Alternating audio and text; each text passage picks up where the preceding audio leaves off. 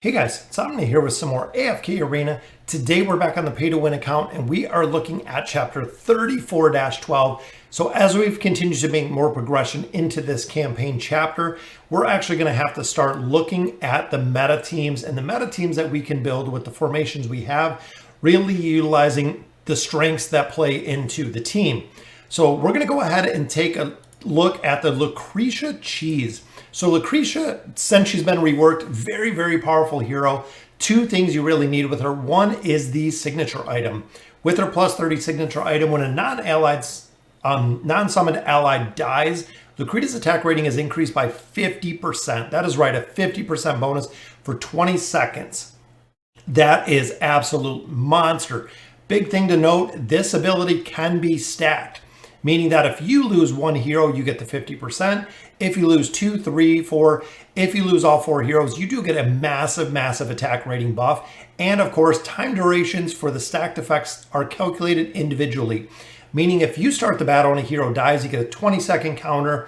If 10 seconds later another hero dies, you'll get 2 of the 50% buffs, attack rating buffs combined, one with 10 seconds, the new one with 20 seconds to go ahead and supercharge the damage that she can do. Now, the 3 of 9 is all that I have here, which is a very minimum because when she uses her ultimate ability, the effects of Hellfire are strengthened, which again is very, very powerful. But the 9 of 9 to really pull off the Lucretia cheese is required because when she uses her ultimate ability 2 times, the ability Hellfire are strengthened and they no longer disappear, meaning this ability is going to be permanent on her, which is super, super powerful indeed. So looking at our formations here, we do rely on a lot of our guides and our artifacts. This is Artie and Alpex's Lucretia cheese guide. The purpose of this team is to utilize Lucretia's signature item by killing her own teammates while providing small benefit to Lucretia through doing so. Any hero can be subbed in for success based on game mechanics. So looking at the optimal investment, they have Brutus, Lucretia, we have Sophia, we have Iran, and Skarath.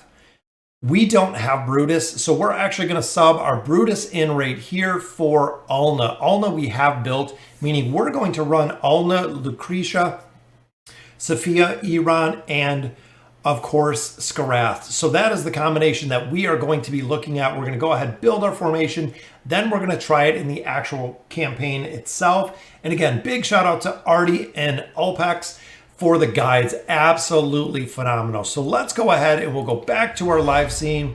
We'll get back into the AFK Arena action. So looking at the formation, this is the formation that we did, the Lucy Cheese. So again, we're going to be running Ulna and Lucretia. We're going to have Sophia, Iran, and Skarath in here.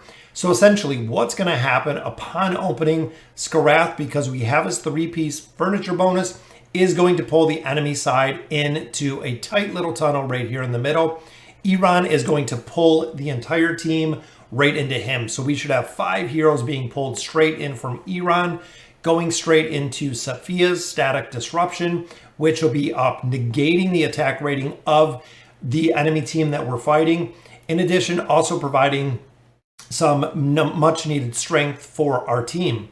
Now, to really break it down, when that happens, you're going to have Ulna, which is our top hero. You have Lucretia, who is our bottom hero.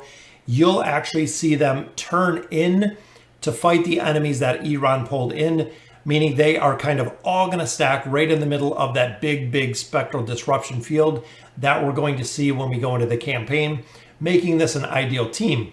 Remember, Ulna does have a haste debuff, meaning that hopefully we can allow her to live a little bit and also allow the rest of the team to live a little bit longer with the abilities that she brings in the campaign itself, which is the reason I like her. The one thing, not only not having Brutus on this account built, which we see right there, the other thing that I really worry about is, remember, Lucretia gets her buffs when a hero dies. Since Brutus is going to have the immunity shield, you really have 2 factors to consider here. One, if he pops the immunity shield and he does not die, she is going to get, essentially is not going to get that 50% attack boost out of there. But on the other hand, more of the protection element of it, if Brutus is taking a ton of damage and goes immune, it will give her time to scale. So essentially with the 3 of 9 and the 9 of 9, Lucretia wants to get up the Hellfire ability, which will supercharge the strength that she possesses, meaning that Brutus can also be a delay. That is the reason Brutus is such a strong hero, is the immunity shield he brings through the entire game that can either delay to allow heroes to scale, such as Isolde, Lucretia, Damon, a couple other heroes to scale because of the immunity that he pops. So let's go ahead. We'll swap into the campaign. 24-12 is where we're at. We're just going to go ahead and put this team right in here, which this is the same team we've seen. So Alna, I'm running with the Carnage because chances are she is going to drop below 50% health very, very quick. On here, we have double casters. So Skarath, we are focused on getting him energy off the bat very, very quick. Sophia, I want to maximize her damage. We could actually swap those two around, would probably be ideal, but right now we're just going to stay with this because essentially you want Sophia to ult as fast as she can. Skarath, you're more worried about the crowd control element he brings than anything else. One other point to note out is most of the time with the Shroud, you do have an aspect of crowd control immunity.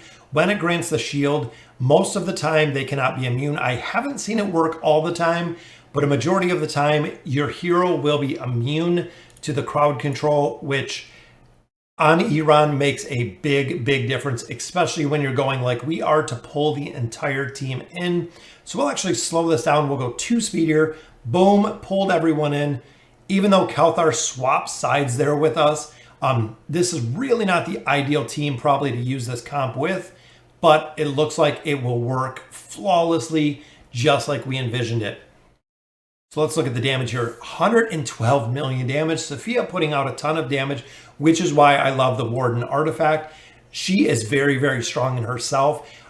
Getting the haste up from the artifact itself, as well as the damage she puts out, is awesome. Iran, 66 million damage there, doing a considerable amount.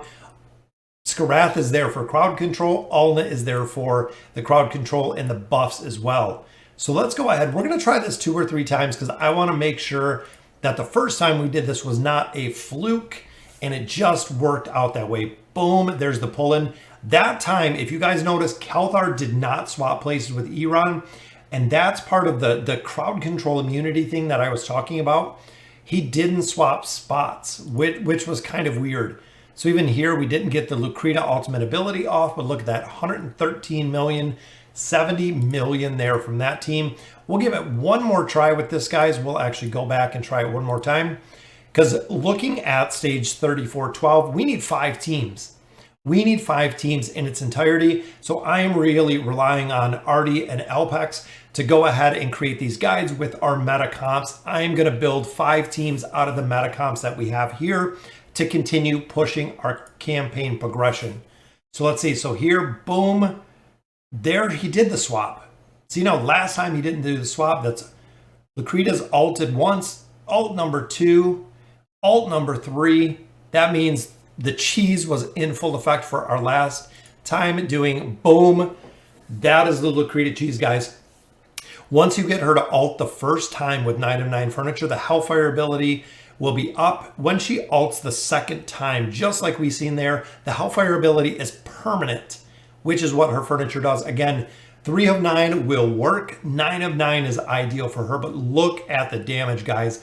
126 million damage in the matter of just a couple seconds, even though the rest of the team was there, really didn't do too much, short of her just being absolutely monster damage. So guys, that is the Lucretia cheese. A lot of players have asked about it. Time and time again, I always get questions about it, so I really wanted to show it in practicality and how it works. So again, big shout out to Artie and Elpex for the guide. Let me know in the comments what you guys think. Absolutely love the cheese effect that Lucretia brings. And as always, thank you guys for watching.